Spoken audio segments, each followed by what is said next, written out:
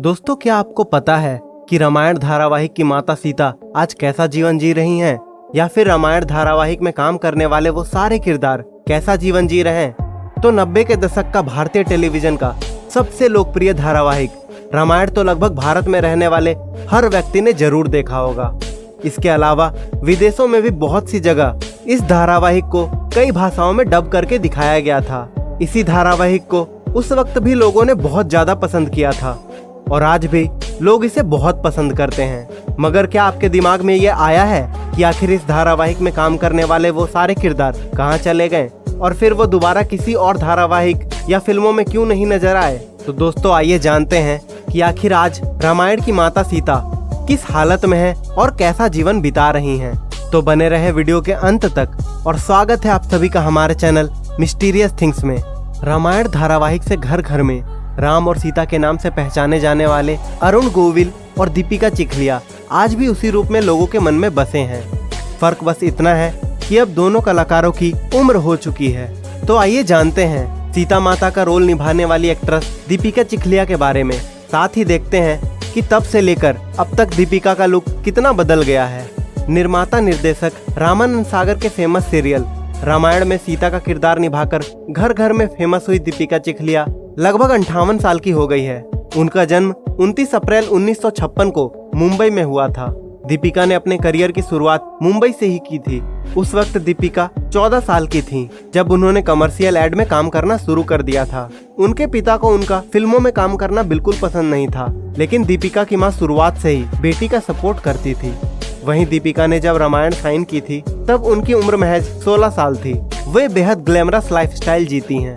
इस उम्र में भी वे बेहद खूबसूरत नजर आती हैं और उन्होंने बहुत ही अच्छे तरीके से मेंटेन कर रखा है।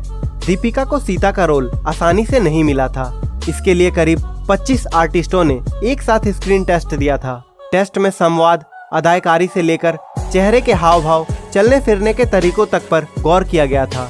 इस रोल ने दीपिका की जिंदगी बदल कर रख दी। सीता के रोल के लिए डिमांड ऐसी थी कि सीता को लोग देखते ही पहचान जाएं, उन्हें इंट्रोड्यूस करवाने की जरूरत ना पड़े।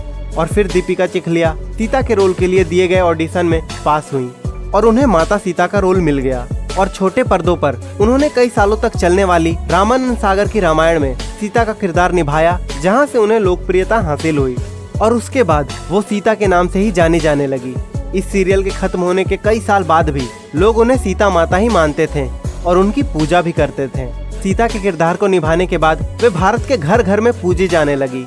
उनकी पॉपुलैरिटी इतनी हो गई थी कि भारत के तत्कालीन प्रधानमंत्री राजीव गांधी ने उन्हें अपने घर दावत पर बुलाया। सीता का रोल निभाने के बाद चाहकर भी दीपिका माता सीता की इमेज से बाहर नहीं निकल पाई। दीपिका ने रामायण में आने से पहले कई फिल्मों में काम किया था। वे भगवान दादा, रात के अंधेरे में, खुदाई, सुन मेरी लैला, चीख, आशा ओ भालोबासा जो कि एक बंगाली फिल्म है और नांगल जो कि एक तमिल फिल्म में बतौर एक्ट्रेस नजर आई। 2017 में दीपिका ने गुजराती सीरियल छूटा छेड़ा से पर्दे पर वापसी की थी। उन्होंने डायरेक्टर मनोज गिरी की फिल्म गालिब में भी काम किया है। दीपिका ने हेमंत टोपीवाला से शादी की, जो श्रृंगार, बिंदी और tip and toes nail polish के ऑनर हैं। दीपिका और हेमंत की 2 बेटियां हैं, निधि टोपीवाला और जूही टोपीवाला। मीडिया रिपोर्ट्स की माने तो दीपिका ने शादी के बाद अपना सरनेम चेंज कर लिया है और अब वे हस्बैंड की कंपनी की मार्केटिंग टीम की हेड हैं। दीपिका खाली समय में पेंटिंग करती हैं। उन्हें एक्रेलिक और ऑयल पेंटिंग का शौक है। बता दें कि रामायण का प्रसारण जनवरी 1987 से जुलाई 1988 तक हुआ था। उस वक्त ये शो सुपर हिट रहा था। सीरियल का प्रसारण रविवार को होता था और जब ये सीरियल प्रसारित होता था तो सड़कों पर सन्नाटा हो जाता था।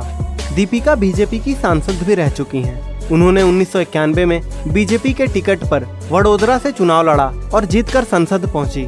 दीपिका ने 1994 के बाद फिल्मों से लंबा ब्रेक ले लिया था।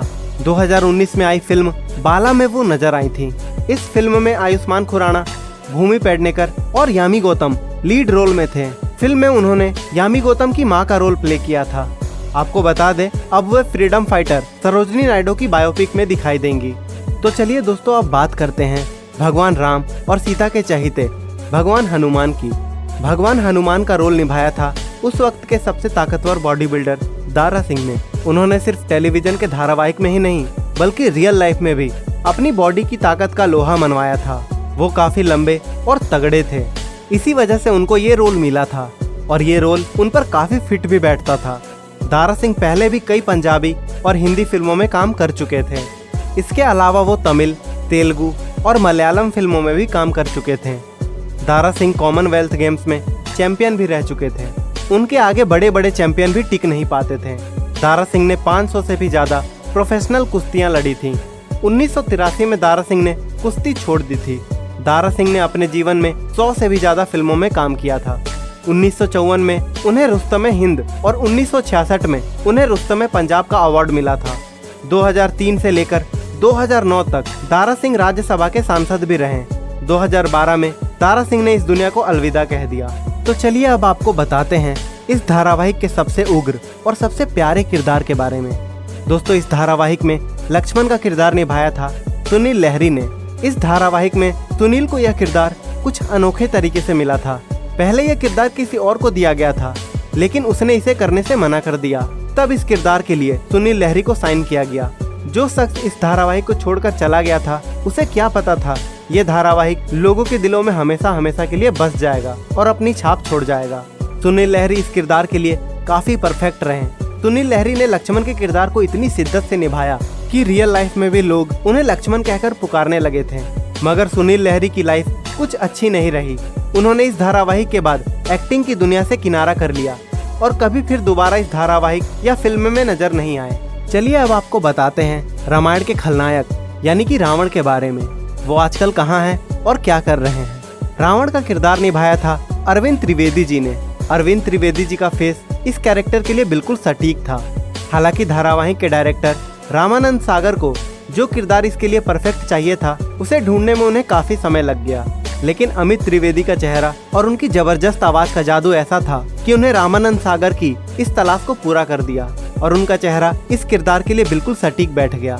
अरविंद त्रिवेदी जी ने अपनी पूरी जिंदगी में हिंदी और मराठी फिल्मों को मिलाकर तकरीबन 250 फिल्मों में काम किया था। लेकिन इतनी फिल्मों में काम करने के बावजूद भी उन्हें असली पहचान मिली तो रामायण धारावाहिक से। आगे चलकर 2021 में इनका निर्धन हो गया। आइए अब बात करते हैं रामायण के सबसे अहम किरदार भगवान राम की। भगवान राम का किरदार निभाने वाले अरुण गोविल ने अपनी एक्टिंग करियर की शुरुआत 1977 में की थी। उनके पहली फिल्म का नाम था पहेली। अरुण गोविल ने रामायण से पहले विक्रम बेताल धारावाहिक में मुख्य किरदार विक्रम का रोल अदा किया था। विक्रम बेताल धारावाहिक में काम करने वाले तकरीबन सभी किरदारों ने रामायण धारावाहिक में भी काम किया था, लेकिन उन सभी को पहचान मिली रामायण धारावाहिक से ही। उस समय अरुण गोविल को ही लोग भगवान मान लिया करते थे। रामायण धारावाहिक के बाद अरुण गोविल ने कई और धारावाहिक में काम किया, जैसे कि लव कुश, जो कि रामायण धारावाहिक का ही अगला भाग था।